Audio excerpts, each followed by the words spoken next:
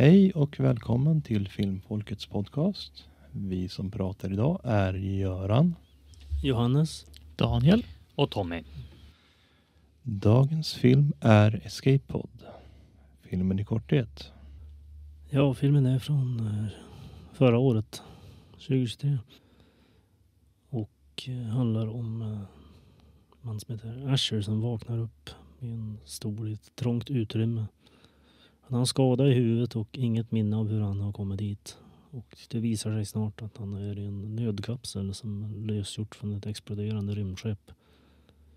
Så nu måste han förstå vad som händer och överleva krisen. Bra summerat. Det är ju liksom lite intressant hur det utartar sig liksom kring filmens gång. Och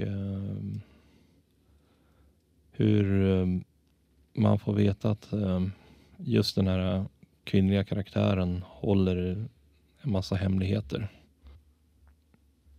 Ja, du tänker på Maja här att det etableras ganska tydligt att hon ljuger om både det ena och det andra. kanske kan ta upp det här med att vi valde ju mest den här filmen just på grund av hur dåligt gjord, skulle jag vilja säga, deras trailer var. Och jag vet inte vad ni tycker, men den levde inte riktigt upp till hur dålig trailern var. Den var inte bra, men inte roligt bra, skulle jag vilja säga. Alltså det känns mer som att den är lite seg och den hade ju egentligen kunnat kortats ner till en kortfilm istället.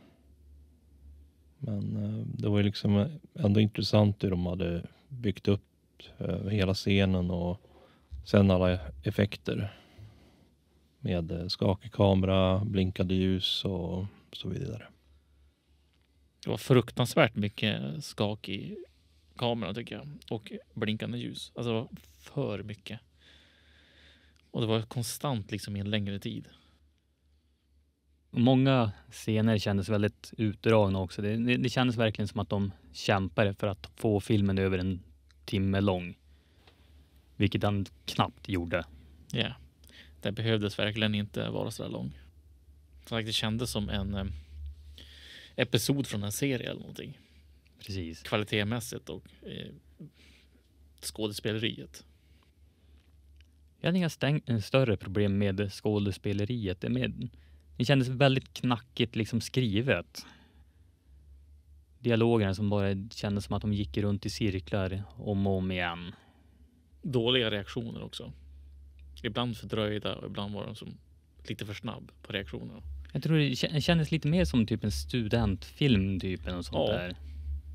Jag håller med om det faktiskt.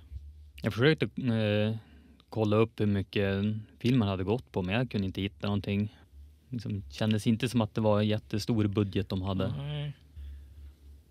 Nej, alltså den här kapseln, alltså det är ju, det ser ut att vara som ett inrett källarutrymme. Ja. Jag tyckte påminna om ett escape room. Ja, alltså filmen är ju det är science fiction då, men det är ju ett mysterium också. En stor del av handlingen är ju att lista ut vad som egentligen händer. Och det har ju som en twist där på slutet. Jag tror nog den hade varit, jag tyckte om slutet lite mer om de bara hade skippat epilogen. Jo visst, det hade funkat. Men rent manusmässigt liksom att bygga upp mysteriet, alltså det funkar ju, men alltså själva resten av filmen är ju lider av sina omständigheter, om man säger så. Lite intressant är att flera av skådespelarna har varit med i andra filmer som den här regissören har gjort. Och han har en ganska lång lista med vad man kallar för mockbusters, alltså i princip billiga kopior av kända filmer som Bad Nun, Octo Games och American Hunt. Octo Games. Den senaste är Alien Hunt. Så det är liksom, det är den typen av filmer han gör. Okej. När man återanvänder samma skådespelare, det kanske har lite så här rätt i att det är en typ studentfilm. Mer liksom kanske en Mm. vänskapskrets bara som vill göra filmer. Ja, det känns lite så. Aaron Mirtis är det som har gjort den. Han har många titlar i eftertexten i alla fall. Och han dirigerar den, skrev den, producerar den, editerar den också. Ja, han tar på sig ganska mycket. Förklara sounddesignen.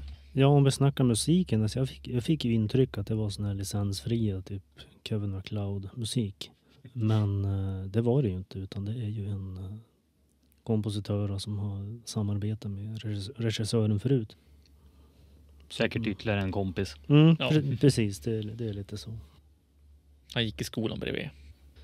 Ja, alltså specialeffekterna är ju väldigt billiga. De har ju i princip satt upp tv-skärmar i den här containern eller vad det är de filmar i. Och det högteknologiska bitarna de håller på att peta i elskåp och allt möjligt, det är ju liksom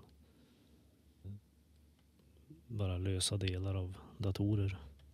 Så det, ja, väldigt billigt.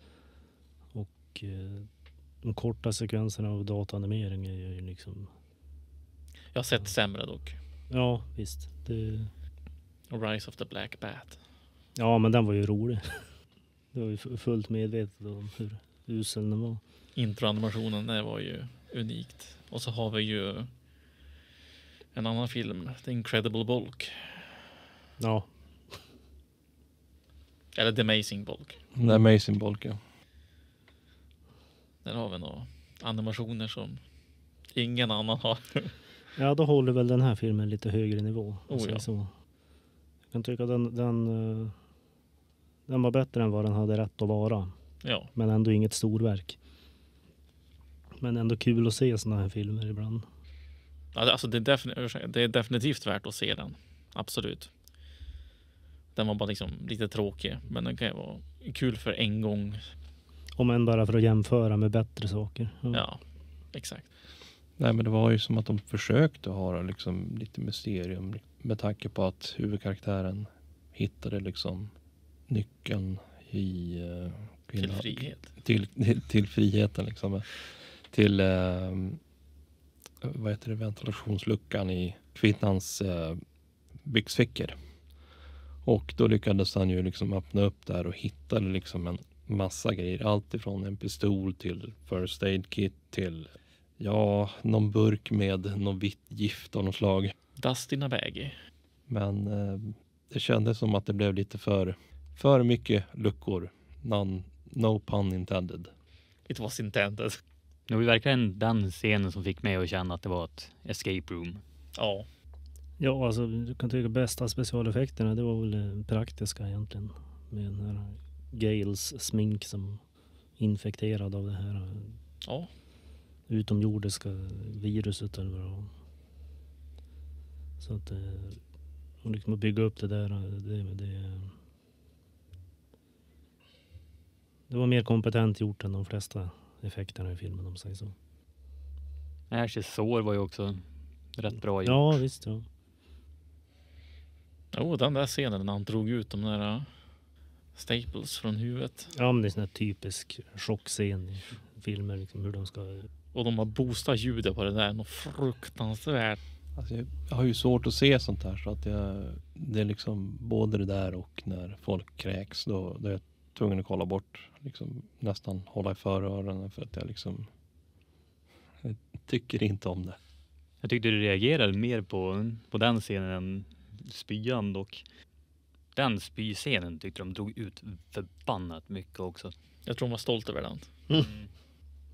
Vi har blandat 4 liter filmspya och vi ska banna med använda den. Exakt, det är precis så de kände. Har vi gjort spyan? Ska vi använda spyan? Någon som har köpt in för mycket. Men jag tänkte, om man ska gå in på vad skulle kunna gjorts bättre och övriga tankar. Klipps ner. Den var längre än vad den behövde vara. Ja, det är en kort film på 76 minuter, men konceptmässigt och liksom stilmässigt, det skulle funka som en kortfilm bara.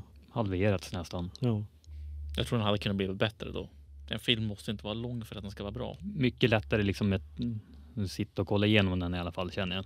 Just nu så var den en av de längsta timmarna i mitt liv.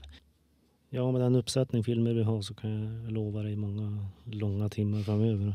Alltså det där låter elakt på något sätt. Jag vet inte varför. Det kändes som något ondskefullt när du sa det där. Jag ser fram emot nu. Ja, det är mer inbjudan än sadism, om jag säger så. Ja. Ja, och på tal om sadist. Vi har ju alltid Fateful Findings någon gång längre fram. Mm. Fast vi har ju sett... Fast vi har inte gjort ett poddavsnitt av den. Nej, vi behöver inte. Jag vill se lite Neil Breen. Okej. Har du sett någon förut? Jag har bara sett reviews om hans filmer.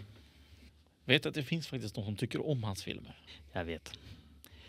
De hyr fortfarande liksom biografer och grejer runt omkring i USA för att visa hans filmer. Jag förstår inte varför. Det är inte han som sätter upp det. Ja, men det är mer att det är en subkultur som ironiskt dyrkar hans verk. Liksom. Det är förmodligen samma folk som hyr biografer för att kolla på The Room. Ja, precis. Fast The Room går och liksom att ta sig igenom. Fateful Findings går inte riktigt att ta sig igenom. Alltså min hjärna stängde av. Så jag missade en stor del av filmen. Jag tror inte jag missar egentligen någonting heller. Då blir det lite jobbigt att göra podcast efter det då.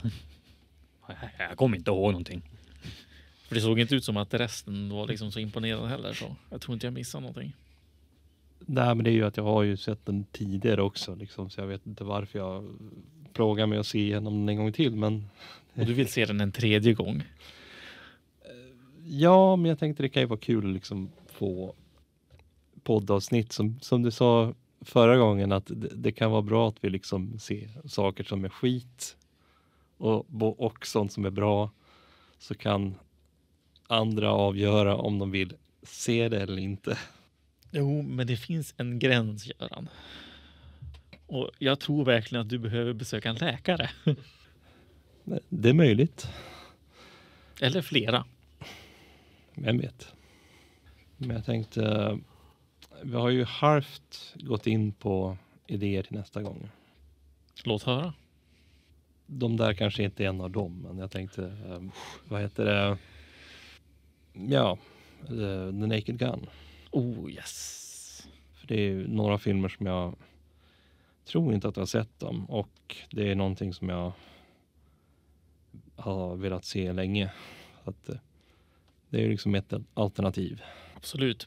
Jag är fullt på det. Det är ju riktigt bra filmer. Jag kommer inte ihåg jättemycket från trean, men jag tycker första två är i alla fall bra.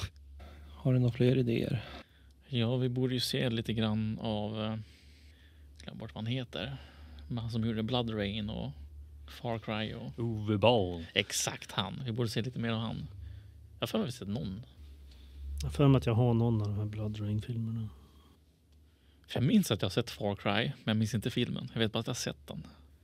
Jag har tänkt se den. Jag har inte sett den än. Den kan ju inte varit bra, för då borde jag minns någonting. Annat än traumatiseringen. Ja. Ja, det kanske var en sån där Fateful Finding-grej, liksom, så att hjärnan bara...